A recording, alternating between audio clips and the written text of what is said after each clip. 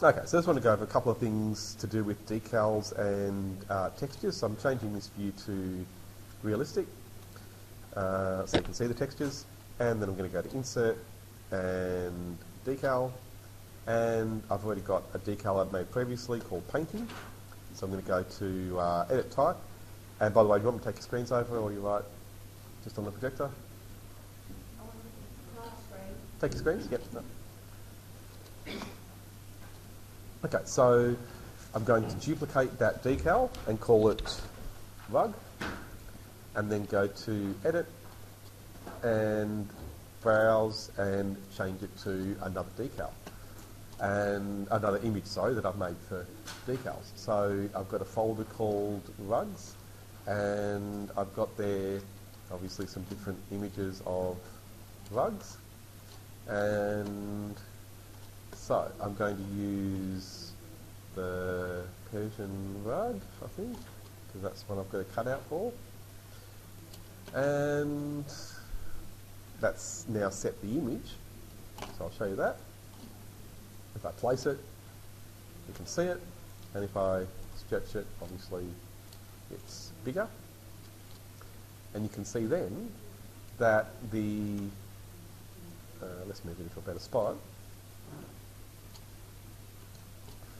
Okay, so you can see then that the edge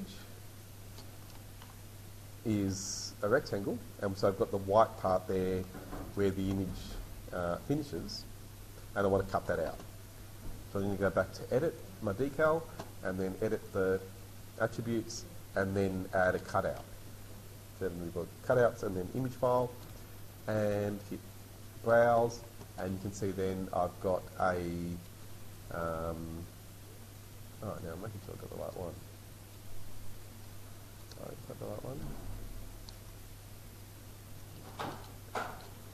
Yeah, that's it.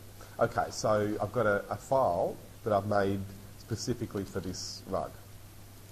So I might just make it a bit bigger so you can see it. So notice it's got a black edge that follows the part here that's white.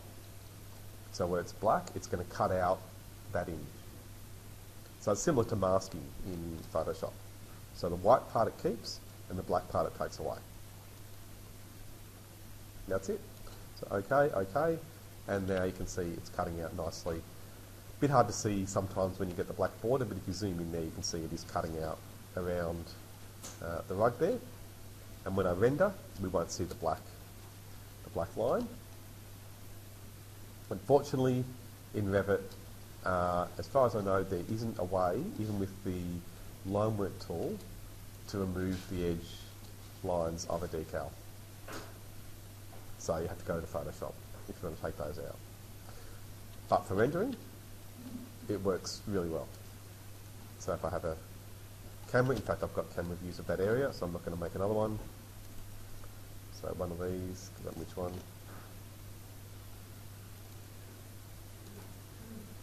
Which one is it? There we are.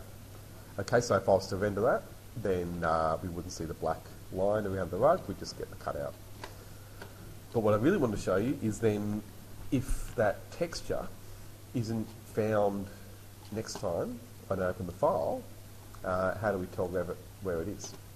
And this is something you can find all the time when you're going from one computer to another. So what I'm going to do is go and move that texture so that Revit can't find it anymore.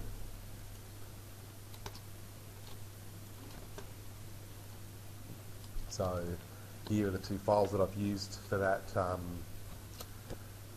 decal, and I'm just going to put them into another folder.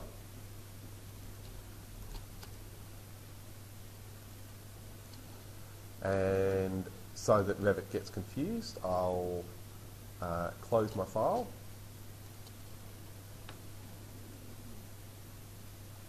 And then open it again. And you can see now it can't find that texture anymore. And that's effectively what happens when you go from one computer to another.